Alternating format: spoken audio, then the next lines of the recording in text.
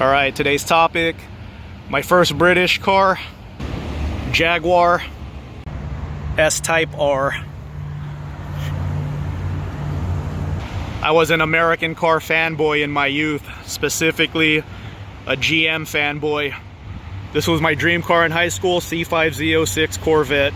I bought this car a little over 2 months ago for $6,000, and this car changed me. My inspiration for this video is JM on cars. He was a Corvette hater, and then he drove a Z06 Corvette, and he loved this car. It's cool to see it. It can really put a smile on this grumpy old face, I can tell you.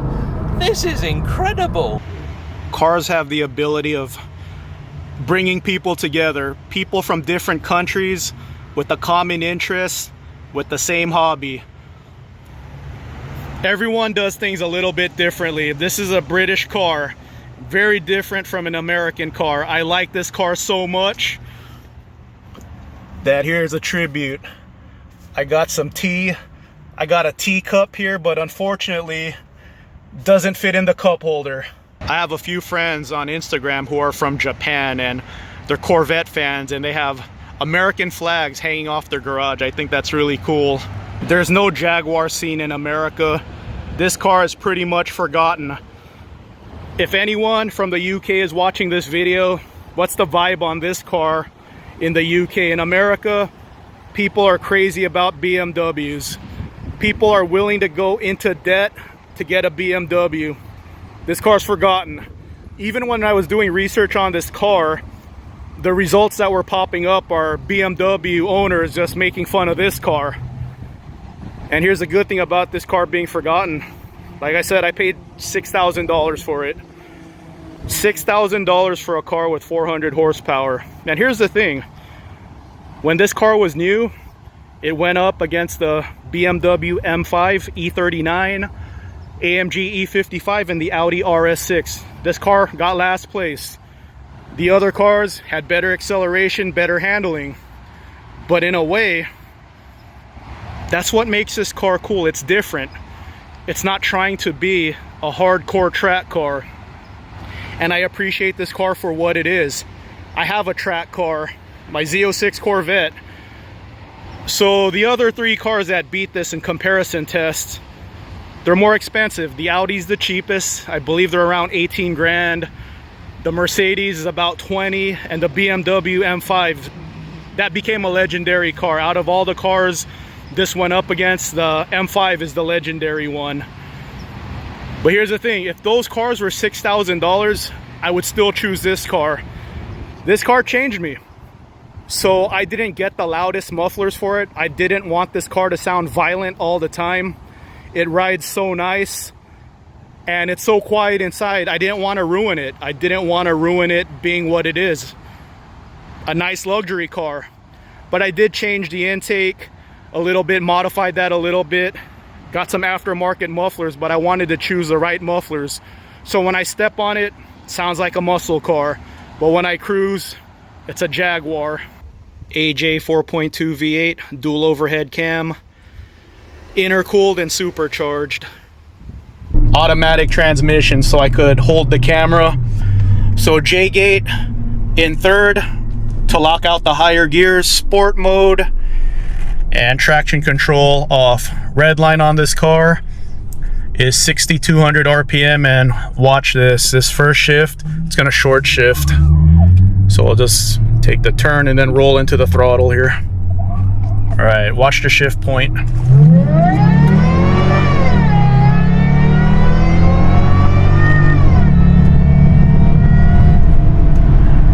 It looked like it shifted at 5,400 RPM. That's the weakness of this car, that transmission programming.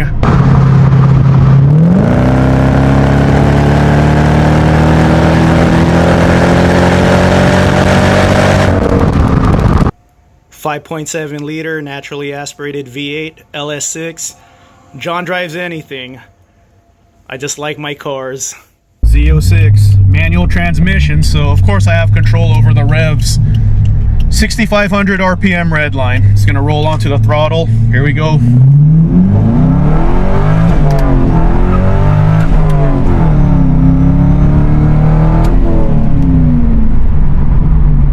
guys a different experience of how different these two cars sound.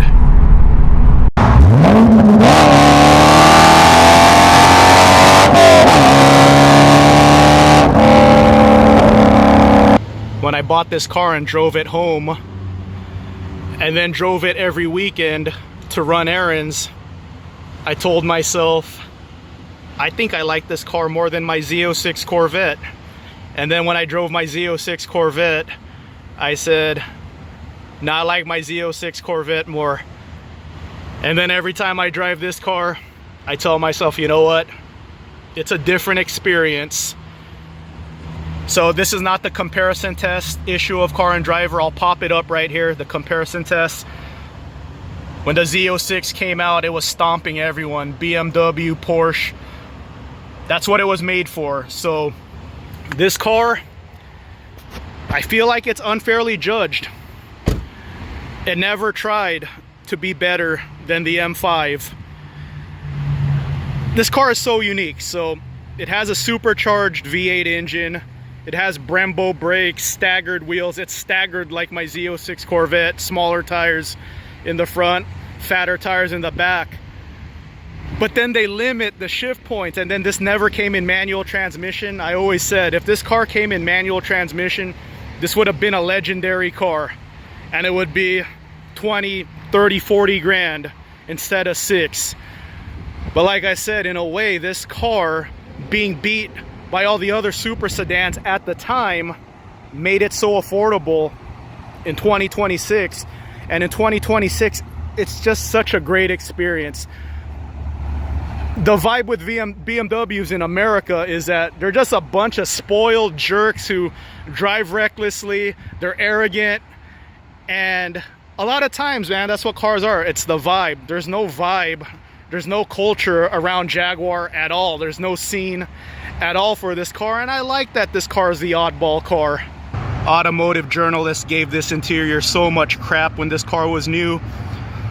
It's obviously cheap, but I always thought it looked cool. Look at that panel gap. But now owning a Jaguar S-Type R, I appreciate this interior even more now. It's American. This is what I like about this car even more now owning the S-Type R. It's obvious all the budget went into the performance. That was the focus, not a pretty interior. It was all about the performance. And at the time, this car performed better than the Ferrari 360 for 1/3 the money. Even now in 2026, this car is considered a performance bargain. Both cars pretty much make me appreciate the other car. So the C5 Z06 is a focused track car, focused on performance. That's where the budget went. This car is just the overall package, just a nice luxury car. And I enjoy looking at the interior of this car. So the floor mats in this car is made by a company called Covercraft, and it's custom fit. It's based in America. Now I wish I got the British flag embroidered into it. That's how much I like this car. You know, you feel a connection with another country when you're so into their car. And yeah, I'm enjoying this car a lot. This car is a gentleman, but if you need to pass somebody,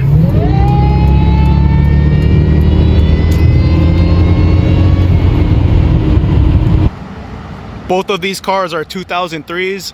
The body style of this car started in 97. The body style of the S-Type R started in 99, I believe. This was $50,000 new. The S-Type R was $60,000 new.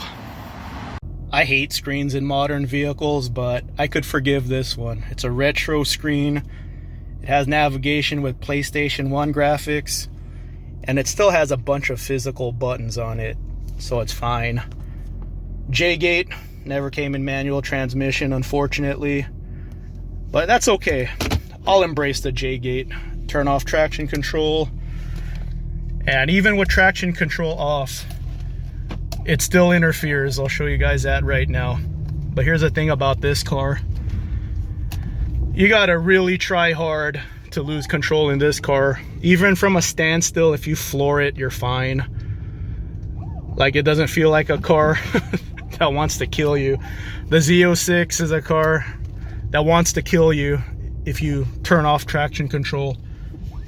But I'll give it the business on this turn coming up. Traction control off.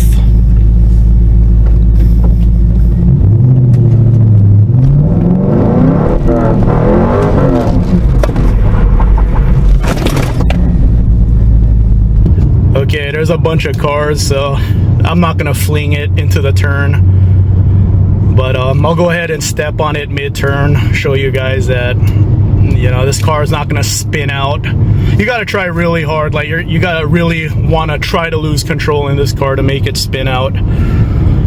So we're gonna take the turn right here. Okay, go ahead, guy. All right, so mid-turn, I'm gonna floor it right here.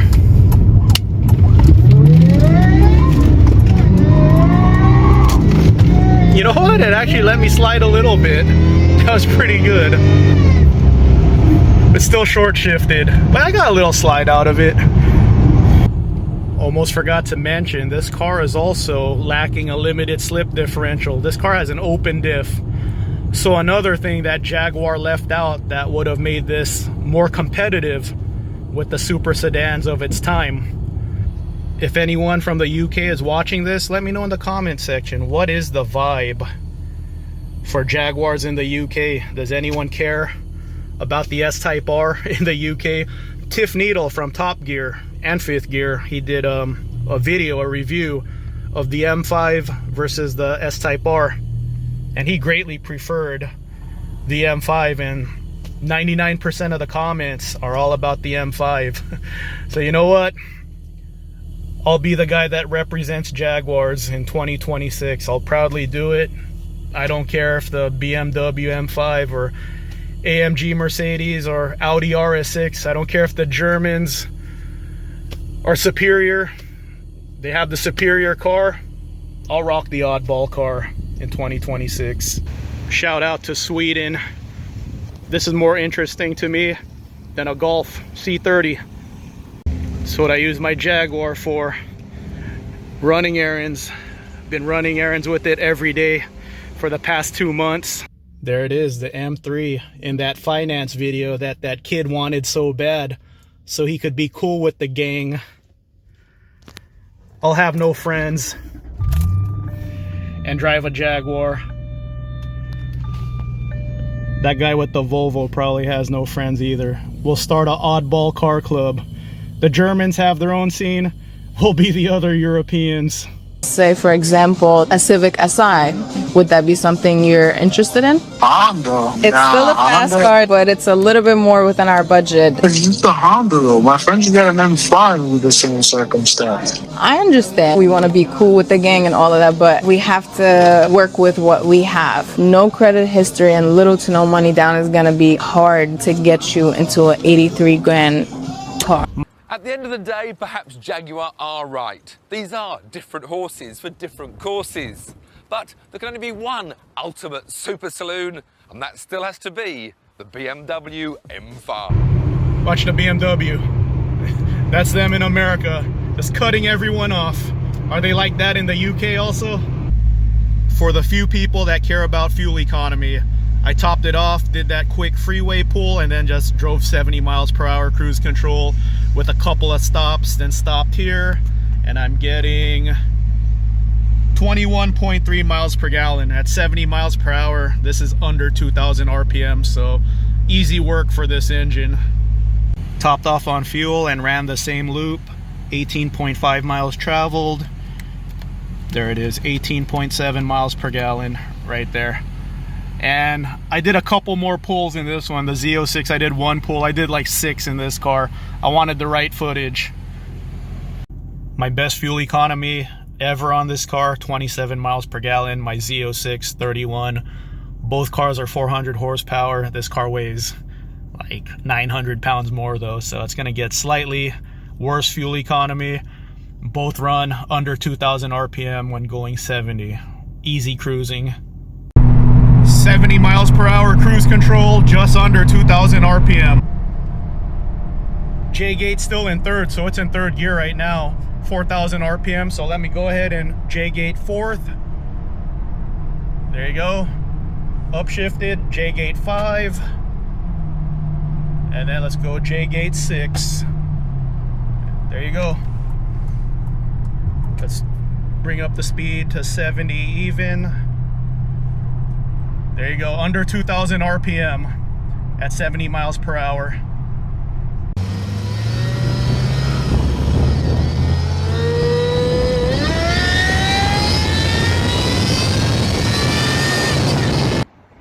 This car was way too quiet stock, so I had to Americanize it.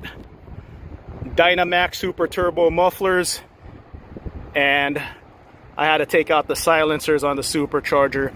This car came from the same era as the Ford SVT Mustang Cobra. Now it sounds very similar.